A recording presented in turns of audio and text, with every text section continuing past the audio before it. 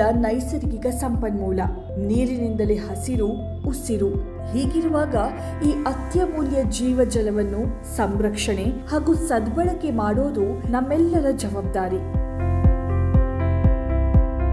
ಗ್ರಾಮೀಣ ಪ್ರದೇಶದ ಜನರಿಗೆ ಶುದ್ಧ ಸುರಕ್ಷಿತ ನೀರಿನ ಪೂರೈಕೆಯ ಜೊತೆಗೆ ನೀರಿನ ಸದ್ಬಳಕೆ ಸಂರಕ್ಷಣೆಗಾಗಿ ಗ್ರಾಮೀಣ ಕುಡಿಯುವ ನೀರು ಮತ್ತು ನೈರ್ಮಲ್ಯ ಇಲಾಖೆಯು ಕರ್ನಾಟಕ ಸುಸ್ಥಿರ ಗ್ರಾಮೀಣ ಕುಡಿಯುವ ನೀರು ಸರಬರಾಜು ಕಾರ್ಯಕ್ರಮದಡಿ ನೂತನ ಕಾರ್ಯತಂತ್ರಗಳನ್ನು ಅಳವಡಿಸಿಕೊಂಡು ಬಂದಿದೆ.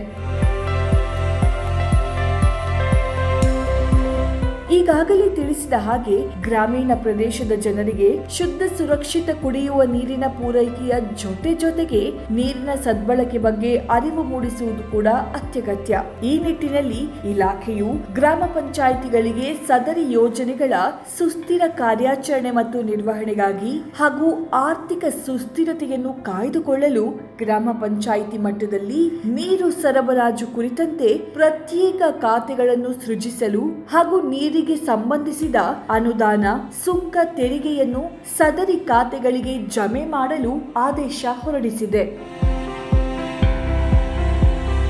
ಇದರನ್ವಯ ಆರ್ಥಿಕ ವರ್ಷ 2025-26ರ ಪ್ರಕಾರ 5,961 ಗ್ರಾಮ ಪಂಚಾಯಿತಿಗಳ ಪೈಕಿ 5,945 ಗ್ರಾಮ ಪಂಚಾಯಿತಿಗಳಲ್ಲಿ ಪ್ರತ್ಯೇಕ ಬ್ಯಾಂಕ್ ಖಾತೆಗಳನ್ನು ಸೃಜಿಸಲಾಗಿದೆ.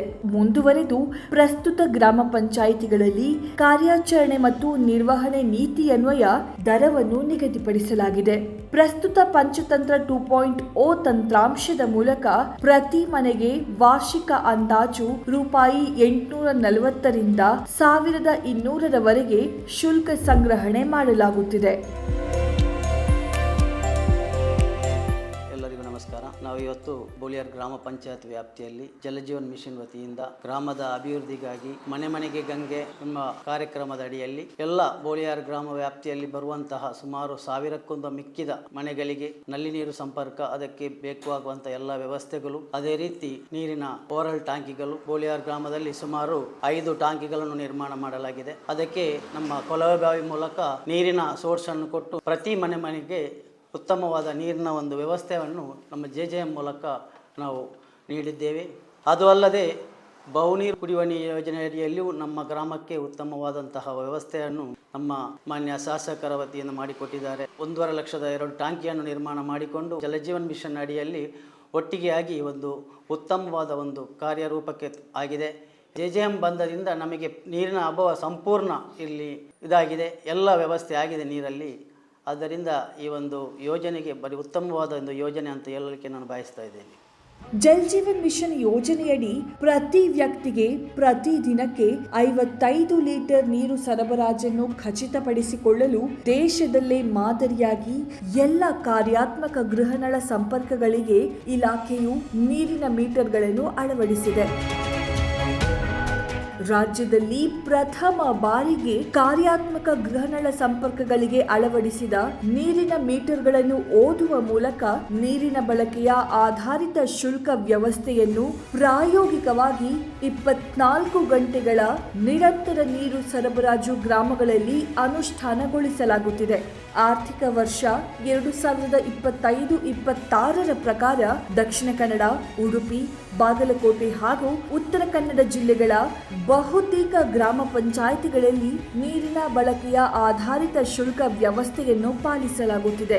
ಸದರಿ ವ್ಯವಸ್ಥೆಯನ್ನು ವಿಶ್ಲೇಷಿಸಲಾಗಿ ನೀರಿನ ಬಳಕೆಯ ಆಧಾರಿತ ಶುಲ್ಕ ಸಂಗ್ರಹಿಸುವ ವ್ಯವಸ್ಥೆಯಿಂದ ಗ್ರಾಮಗಳಲ್ಲಿ ನೀರಿನ ಜಾಗೃತ ಬಳಕೆಯಿಂದ ನೀರಿನ ಮಿತ ಬಳಕೆ, ನೀರಿನ ಪ್ರಜ್ಞಾಪೂರ್ವಕ ಬಳಕೆ, ಆದಾಯೇತರ ನೀರಿನ ಪ್ರಮಾಣದಲ್ಲಿ ಕಡಿತ, ಗ್ರಾಮ ಪಂಚಾಯಿತಿಗಳಲ್ಲಿ ಆರ್ಥಿಕ ಸುಸ್ಥಿರತೆಯಂತಹ ಅನುಕೂಲಗಳನ್ನು ಗಮನಿಸಲಾಗಿರುತ್ತದೆ.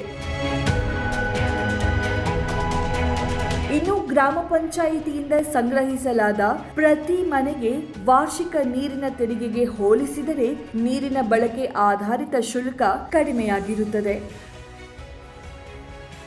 ಅದರಂತೆ ರಾಜ್ಯದ ಎಲ್ಲ ಗ್ರಾಮ ಪಂಚಾಯಿತಿಗಳಲ್ಲಿ ನೀರಿನ ಬಳಕೆಯ ಆಧಾರಿತ ಶುಲ್ಕ ವ್ಯವಸ್ಥೆಯನ್ನು ಅನುಷ್ಠಾನಗೊಳಿಸುವ ನಿಟ್ಟಿನಲ್ಲಿ ಇಲಾಖೆಯಿಂದ ಕ್ರಮ ವಹಿಸಲಾಗುತ್ತಿದೆ.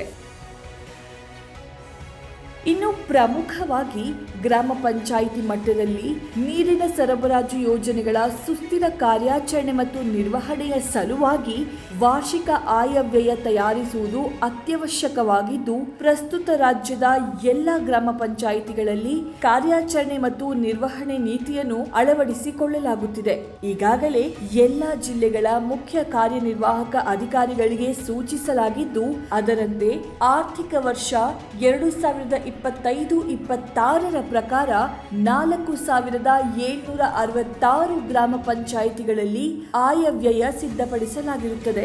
ಇನ್ನುಳಿದ ಗ್ರಾಮ ಪಂಚಾಯಿತಿಗಳಲ್ಲಿ ಅಳವಡಿಸಿಕೊಳ್ಳುವ ಪ್ರಯತ್ನವಾಗುತ್ತಿದೆ. ಒಟ್ಟಿನಲ್ಲಿ ಗ್ರಾಮೀಣ ಕರ್ನಾಟಕದ ಪ್ರತಿಯೊಬ್ಬರಿಗೂ ಶುದ್ಧ ಸುರಕ್ಷಿತ ಕುಡಿಯುವ ನೀರನ್ನು ಪೂರೈಕೆ ಮಾಡುವ ಮೂಲಕ ಸುಸ್ಥಿರ ಅಭಿವೃದ್ಧಿ ಸಾಧಿಸುವತ್ತ ಗ್ರಾಮೀಣ ಕುಡಿಯುವ ನೀರು ಮತ್ತು ನೈರ್ಮಲ್ಯ ಇಲಾಖೆಯು ಮಹತ್ತರ ಹೆಜ್ಜೆ ಇಟ್ಟಿದೆ.